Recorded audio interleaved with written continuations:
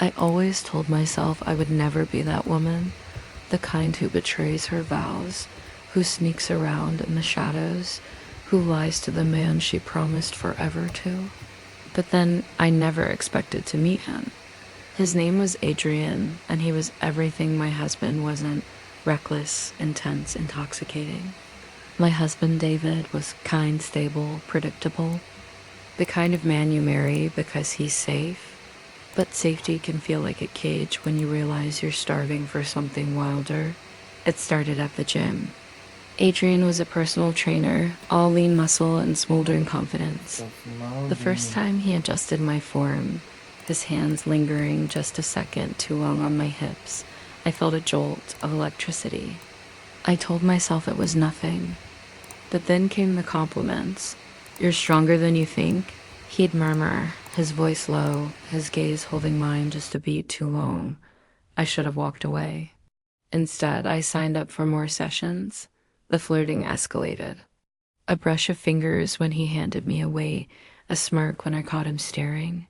Then one evening, as I was leaving, he stopped me at the door. "You're not like the other wives here," he said, his voice rough. "You're hungry for more." My breath hitched. He was right. I was hungry, and he knew exactly how to feed it. Our first kiss happened in the gym's empty locker room after hours. His mouth was hot, demanding, his hands gripping my waist like he'd been waiting years to touch me. I knew I should have pushed him away, but God, it felt too good. After that, there was no pretending anymore.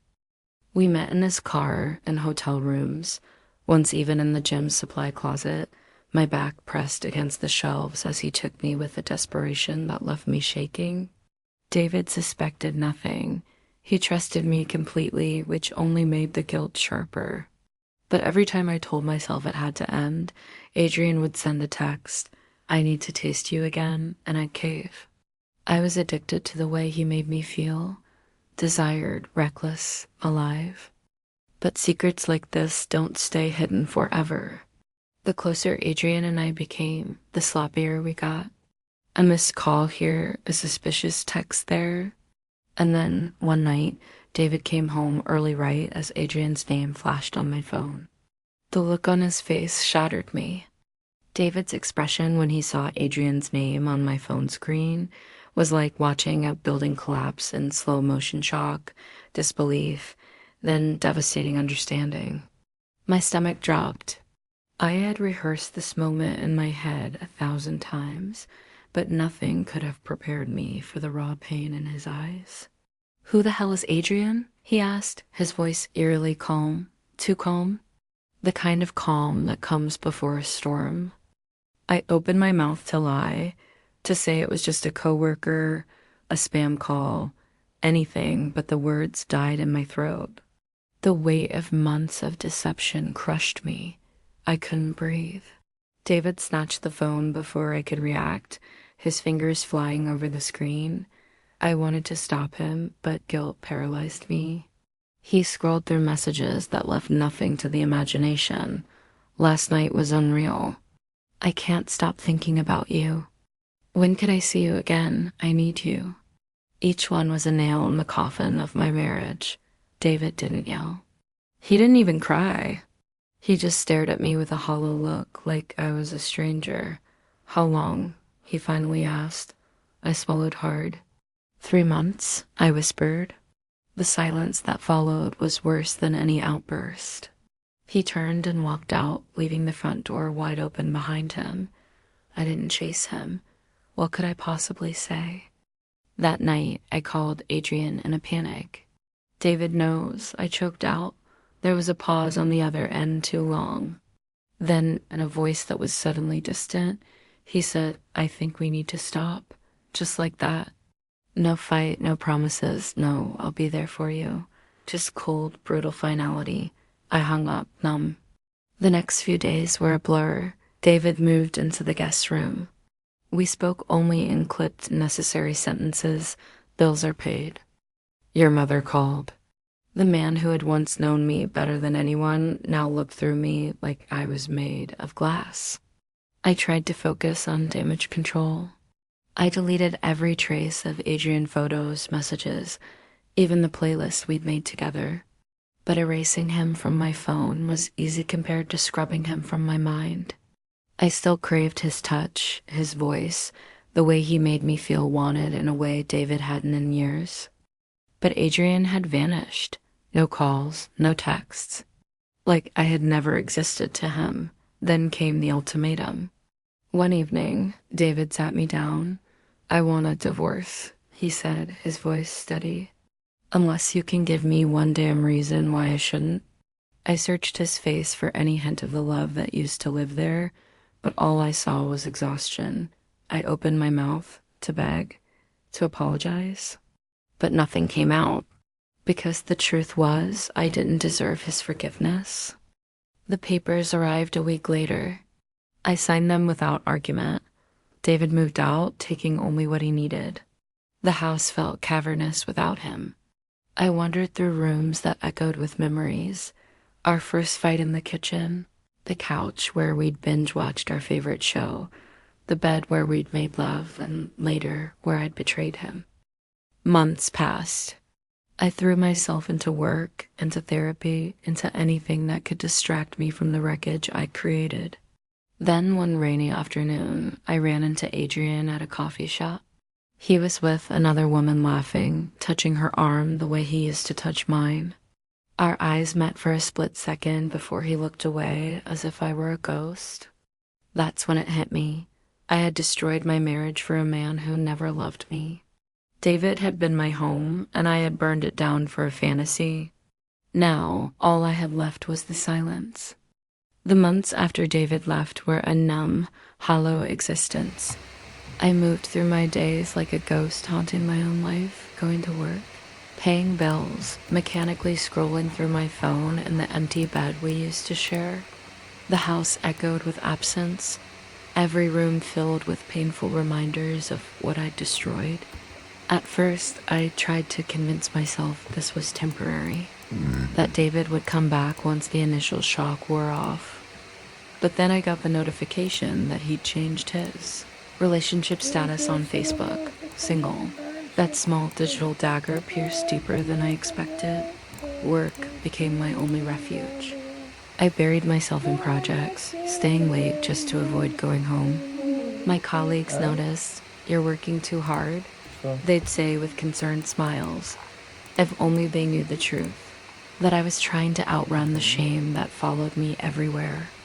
Then, one rainy Tuesday evening, as I was leaving the office, my phone buzzed with a message that stopped me dead in my tracks. It was Adrian. "I can't stop thinking about you." Simple words that set my heart racing despite everything. My fingers hovered over the screen, torn between fury and longing. We met at a discreet hotel on the outskirts of town. When I saw him leaning against the bar, that familiar smirk playing on his lips, all my resolve nearly crumbled. "You disappeared on me," I accused as I sat down. He had the decency to look ashamed. "I panicked," he admitted. "But I've missed you every damn day." His hand found mine under the table, his thumb tracing circles on my wrist in that way that always made me melt. I knew I should pull away. Knew this was how the whole mess started. But when he leaned in and whispered, "Let's get out of here," I followed him to the elevator like I was under a spell. The room was all soft lighting and crisp sheets. Adrian pushed me against the door the moment it closed, his mouth hot and demanding. I tried to stay away, he murmured between kisses, his hands already working at my buttons, "but I'm addicted to you." It was exactly what my wounded ego needed to hear. What followed was even more intense than before, like we were making up for lost time. Adrian worshipped my body with a new desperation, as if afraid I might vanish again. When we finally collapsed, spent and sweaty, he surprised me by pulling me close instead of immediately reaching for his clothes. "Stay," he said, pressing a kiss to my shoulder. In the hazy afterglow, he said the words I'd been both dreading and longing to hear. "I want you in my life, for real this time." My breath caught. This changed everything. If I said yes, there would be no going back to David, no repairing what I'd broke. The next morning, I woke to find Adrian watching me sleep, his expression unreadable. "You're so beautiful," he said softly. Then, almost reluctantly, he added, "We need to talk about what this means." My stomach twisted. Was this another moment where he'd pull away? Over coffee that tasted like ash in my mouth, Adrian laid out his terms. He wanted me, but only if I was fully available. No more sneaking around. "If we're doing this, I need to know you're mine," he said, his gaze intense. The implication was clear. He wanted me to finalize the divorce, to burn the last bridge to my old life. I left that meeting in a daze, his ultimatum ringing in my ears. For the first time since this affair began, I faced an impossible choice: cling to the fading hope of saving my marriage, or dive headfirst into this intoxicating but uncertain future with Adrian. That night, I found myself parked outside David's new apartment, watching the lights glow behind his curtains. Was he cooking dinner alone? Had he started seeing someone? The thought made me physically ill. I reached for my phone, my finger hovering over David's contact. One call, one chance to beg for forgiveness. But then Adrian's text came through. "Thinking about you.